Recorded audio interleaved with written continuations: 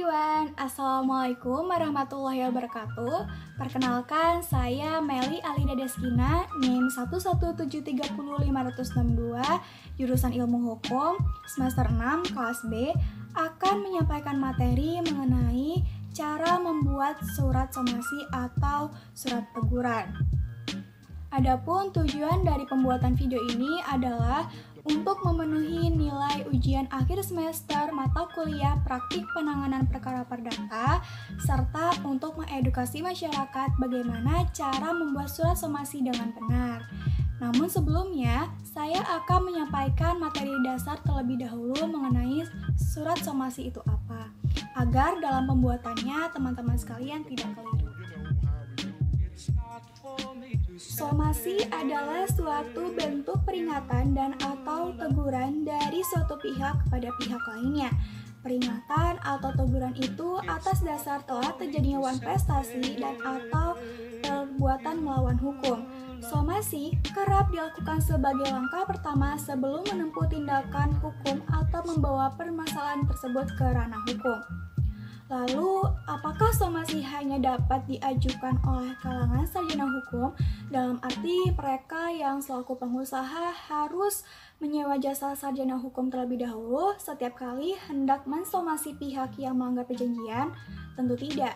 Somasi dapat diajukan oleh siapa saja oleh setiap warga negara selama dalam perjanjian tersebut dia dirugikan.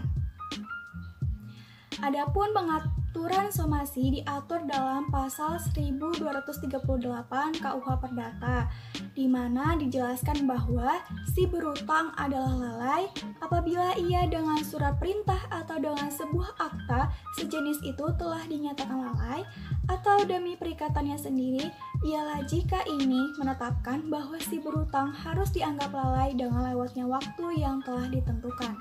Apakah somasi dalam konteks cedera janji menjadi prasyarat mutlak diajukannya gugatan prestasi ke pengadilan? Ada 4 hal. Pertama, bila jelas telah tergugat memiliki itikat buruk seperti melakukan pelanggaran berat terhadap perjanjian, adakah memberikan somasi akan dapat menyederakan pelaku? Yang kedua, bila tergugat jelas tidak lagi mampu melaksanakan kewajiban dalam kontrak, apakah somasi masih memiliki relevansi untuk diterbitkan terhadap tergugat? Yang ketiga, bila kontrak telah secara tegas dan tersirat kontrak menentukan jangka waktu pelaksanaan perikatan di dalamnya, namun telah lewat waktu dan tergugat masih belum juga melaksanakan, bukankah sudah merupakan suatu bukti konkret bahwa tergugat telah lalai? Dan yang terakhir, bila kontrak berisi perikatan bahwa tergugat melakukan sesuatu, sementara dalam praktiknya tergugat justru melakukan apa yang dilarang tersebut, bukankah pelanggaran tersebut sudah merupakan bukti itikat tidak baik tergugat? Adapun tuntutan kreditur dalam somasi dapat berupa 5 hal. Pertama, pemenuhan perikatan. Yang kedua, pemenuhan perikatan dan ganti rugi. Yang ketiga, ganti rugi. Yang keempat, pembatalan persetujuan timbal balik. Dan yang terakhir, pembatalan perikatan dan ganti rugi. Nah, setelah mengetahui materi dasar mengenai surat somasi, selanjutnya kita akan membahas mengenai bagaimana cara membuat surat somasi, disertai poin-poin apa saja yang harus ada dalam surat somasi. Adapun contoh dari surat somasi ini adalah mengenai prestasi hutang piutang. Poin pertama yang harus ada dalam surat somasi jika menggunakan jasa bantuan hukum adalah kop surat atau kepala surat. Nah, kop surat merupakan identitas pertama yang dilihat oleh penerima surat. Kop surat ini memiliki fungsi untuk mengetahui alamat dan nama instansi dari kantor hukum tersebut. Seperti yang terlihat dalam surat somasi ini, nama dari kantor hukum tersebut adalah Meli Alida SHMH dan Partners, dan alamatnya disertai juga dengan Jalan AH Nasution nomor 2 Kota Bandung, disertai dengan kontak personnya. Selanjutnya, poin kedua berkenaan dengan tanggal serta kota diterbitannya surat somasi. Hal ini berfungsi untuk mengetahui kapan dan di mana surat tersebut dibuat. Dengan adanya tanggal penulisan, maka akan diketahui masa berlakunya surat tersebut. Oleh karenanya, tanggal penulisan surat adalah komponen yang sangat penting di dalam penulisan sebuah surat somasi. Selanjutnya, poin ketiga yaitu nomor surat. Nah, nomor surat di sini bertujuan untuk memudahkan instansi dalam pengarsipan atau penyimpanan data kapan terakhir pembuatan dan pengeluaran surat. Nomor surat berisi nomor urut, selanjutnya bulan, dan tahun pembuatan atau pengeluaran surat. Letak nomor surat biasanya di bawah kop surat di sebelah kiri. Namun, jika tidak menggunakan jasa bantuan hukum, maka nomor surat tidak diperlukan. Dalam arti nomor surat ini sifatnya fakultatif, tidak harus ada. Namun, sama halnya dengan kop surat, nomor surat memiliki fungsi sebagai berikut. Pertama, memudahkan pencarian jika surat dibutuhkan. Yang kedua, memudahkan penyimpanan administratif. Yang ketiga, membantu dalam pengelompokan surat sesuai dengan jenis isi surat tersebut. Dan terakhir, memudahkan pengontrolan frekuensi pengiriman surat somasi. Selanjutnya, poin keempat adalah perihal dalam surat. Nah, perihal bisa tertulis somasi, surat peringatan, ataupun teguran, baik somasi pertama, kedua, maupun ketiga, dengan menyebutkan surat serta tanggal somasi sebelumnya ketika menyusun somasi berikutnya. Dalam hal jangka waktu, somasi kedua dan ketiga memiliki jangka waktu setiap per 7 bulannya. Nah, perihal surat di sini merupakan hal yang pokok karena memiliki tujuan utama dalam surat tersebut. Dengan demikian, penerima dapat segera mengetahui tujuan pengiriman surat somasi tersebut. Selanjutnya adalah poin mengenai identitas serta alamat pihak yang ditujukan somasi.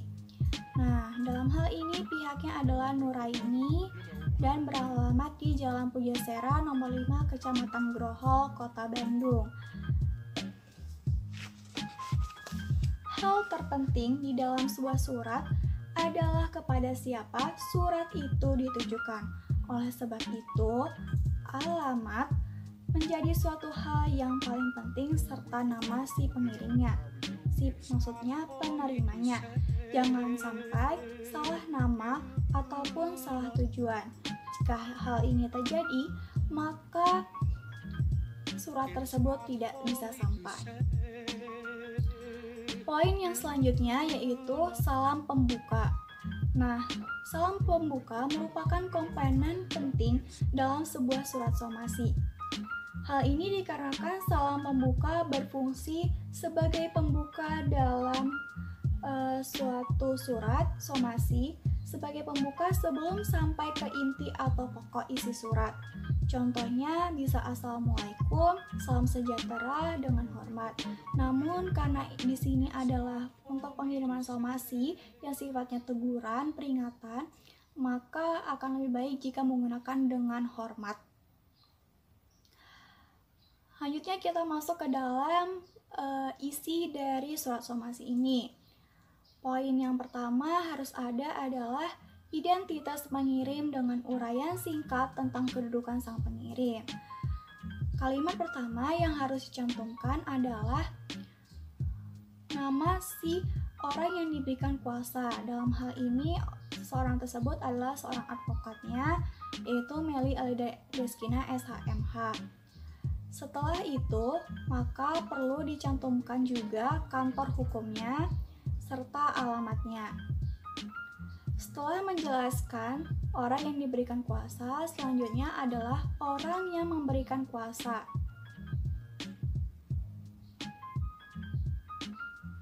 Nah, dalam hal ini perlu mencantumkan nama lengkap, NIK, nomor induk kependudukan, serta alamat si klien tersebut. Selanjutnya, perlu dicantumkan juga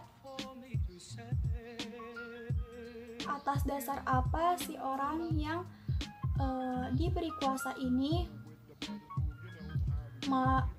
membantu dalam pembuatan somasi.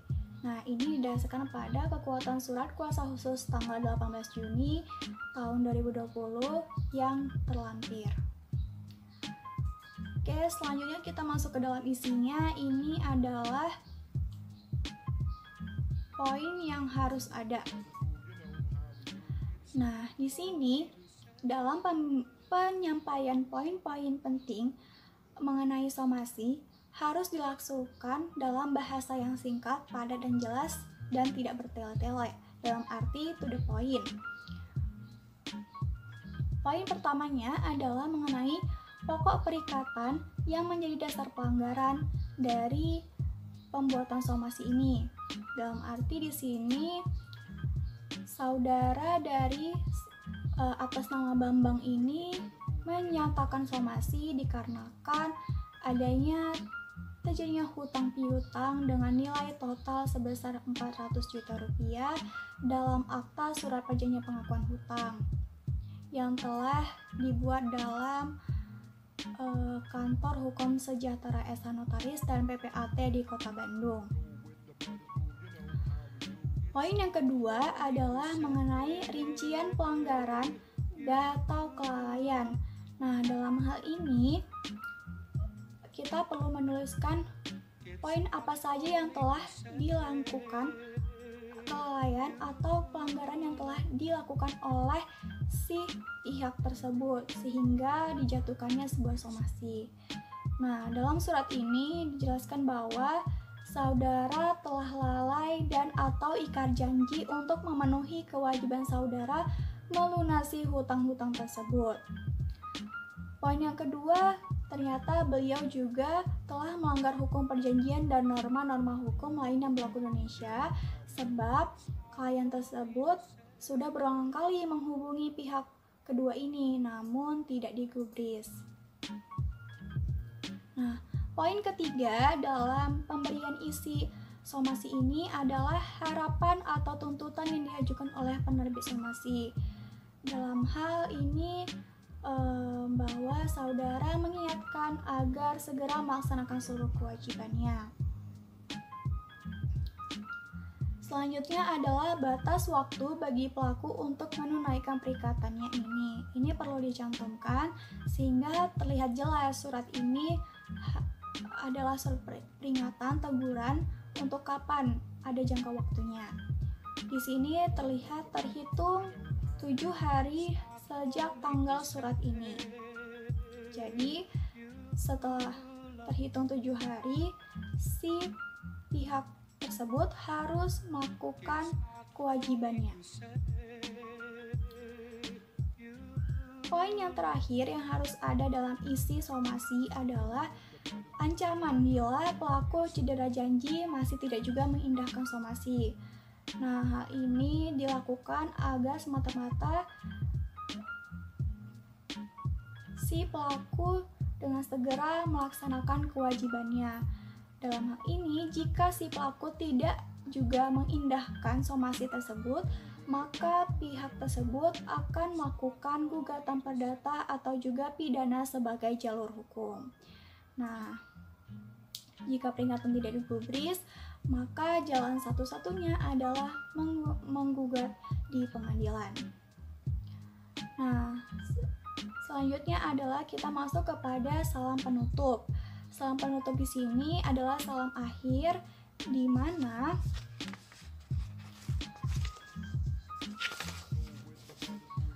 berisi kata-kata penutup yang umumnya digunakan untuk menambahkan kesantunan dalam berkomunikasi. Ini terlihat dari kata-kata demikian surat somasi ini disampaikan kepada saudara dengan harapan dapat menemui titik terang perihal masalah hutang piutang yang tertera di atas. Dan poin terakhir dari keseluruhan surat somasi ini adalah tanda tangan dan identitas penerbit somasi. Nah, sebagai penanda, jika nama tersebut yang bertanggung jawab dan dikuatkan dengan tanda tangan. Penandatanganan dalam surat somasi harus sesuai dengan nama orang yang tercantum pada surat tersebut. Dalam praktik, materai tidak perlu disertakan dalam somasi. Ketiadaan materai tidak mengakibatkan surat somasi menjadi cacat hukum. Apabila telah selesai menulis surat somasi, maka dikirimkan dengan pos tercatat maupun tanda terima kurir. Selanjutnya, lampiran bukti bila ada sebagaimana surat khusus tanggal 18 Juni 2020 tadi. Setelah itu, fotokopi surat somasi tersebut sebagai arsip guna pembuktian di persidangan jika pihak tersebut tidak menggubris juga somasi tersebut. Sekian materi mengenai cara membuat surat somasi. Mohon maaf bila banyak kekurangan. Semoga bermanfaat untuk kita semua. Wassalamualaikum warahmatullahi wabarakatuh.